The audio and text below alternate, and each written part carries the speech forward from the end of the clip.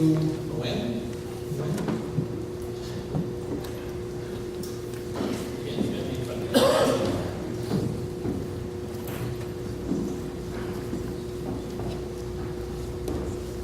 So my name is pronounced Win, it's N-G-U-Y-N. I'm not sure how you phonetically get that, but I'd like to take a moment before I started talking tonight to thank the parents for attending this meeting, for Superintendent Connolly, and for the board to listen to us in the community. And so I guess first, my position is that I'm a District 20 dad, and first and foremost, I guess when it comes down to my thoughts and comments around grade level centers, I've talked to a lot of people about grade level centers, particularly, and I will tell you the first thing that I hear out of everyone's mouth regarding grade level centers, regardless of whether or not their parents or not, is, well, that doesn't make a whole lot of sense to send kids back and forth.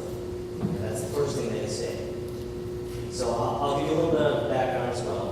So I manage a bank for a living. And so what I can tell you is what we look at in the banking world is pretty simple. What's the cost? And what's the risk with putting our assets out there? Now, as a father first, I think of my family first and foremost, my wife Elizabeth, and our kids. When I first heard of the school board considering going to grade level centers, I was hurt when I thought about my girls singing, we are water very glad. The way my wife and I wake up to that every morning. And so, I apologize for my poor singing, but I'm proud of them singing that. I am as a father, and I'd like to see them sing that until they graduate from Waterbury and go on to Greenville School to celebrate the home of the Chargers.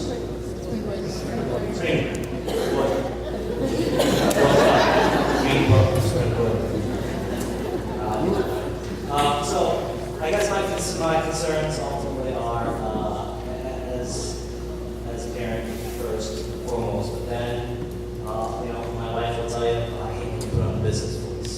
So I certainly understand the position of the board. I do. For those of us in the corporate world, we're asked to do so much more with so much less. That's in every business line across the board. Anyone who works in corporate America will tell you that's just the case. And I think that I had an inventory of safety, inventory of saviors.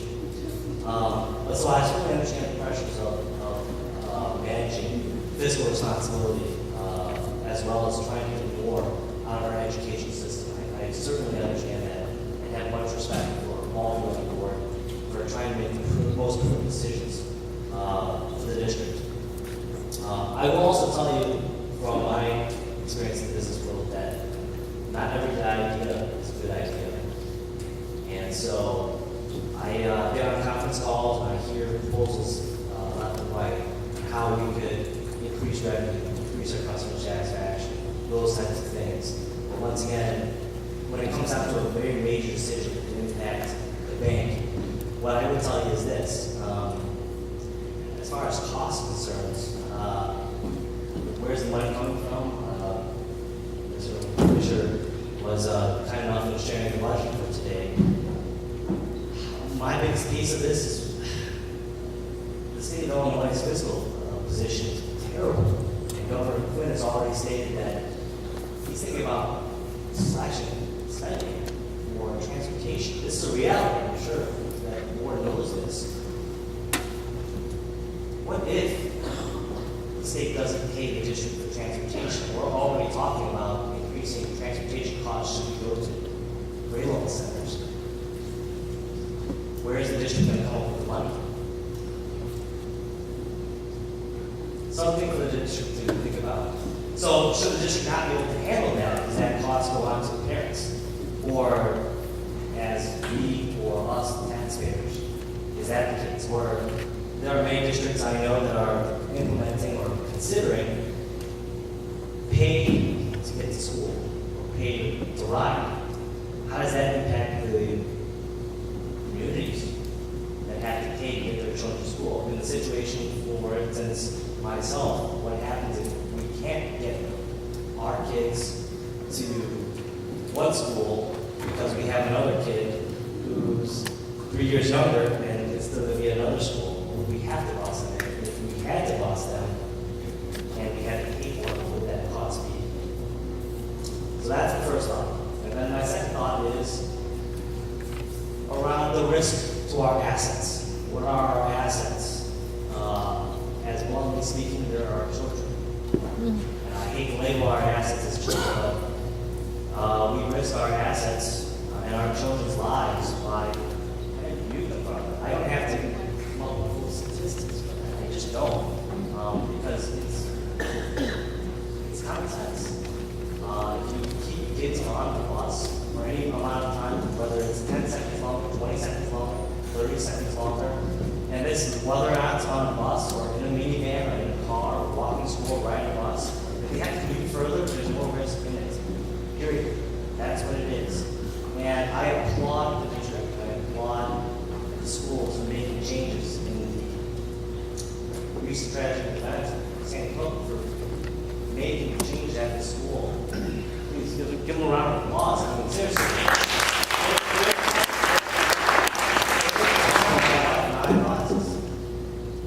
Should we send schools, kids to school tomorrow? We're concerned about this. And we applaud the district principals for communicating with the community and making changes in the school. All of it, the probability and the likelihood of an intruder into a school is so low. But then we're willing to then consider possibly putting them on a longer commute. Even though, once again, the likelihood of car accident, whatever that is still low, we're willing to possibly consider risking their lives to injury or to car accident, fatality. What I can tell you is this. Think of this, and I'll give the mic. So you guys know that there is a traffic light or a traffic camera installed at the corner of Gary and Lake. Right? I'm sure residents here know it. I know myself because I've received a nice little compliment. Asking me for $100 donation. But in the hours that I spent researching to address the board, I can't tell you that there actually is, unfortunately, evidence that it's a very dangerous intersection. I can tell you, just by looking at it, it's a very dangerous intersection, being that it's a blind corner going south on Lake, and just the mere speed limits on Lake Street and Gary make a very dangerous intersection to traverse via bus, walking. I wouldn't even think about walking across the intersection, to be honest with you. But I mean, think about all the parents that drive their kids to school, or they have to drive their kids to school, going both ways. And then should we have to transport two kids, then they're rushing, which means they're driving even faster. That probably doesn't make for a safe situation. I can imagine the village of Roselle salivating with the revenue coming in for all the parents running late to dropping off their kids to school. It'd probably be a great revenue stream, and I don't know if the board would probably get a kick out of that. But outside of that, once again, I implore the board to consider risks when it considers grade level changes and what grades they would put our children in line for. And once again, I understand the responsibilities the board has to ensuring education. The board, I'm sure, has responsibilities for putting children first, and that includes their safety as well. And had that not been the case,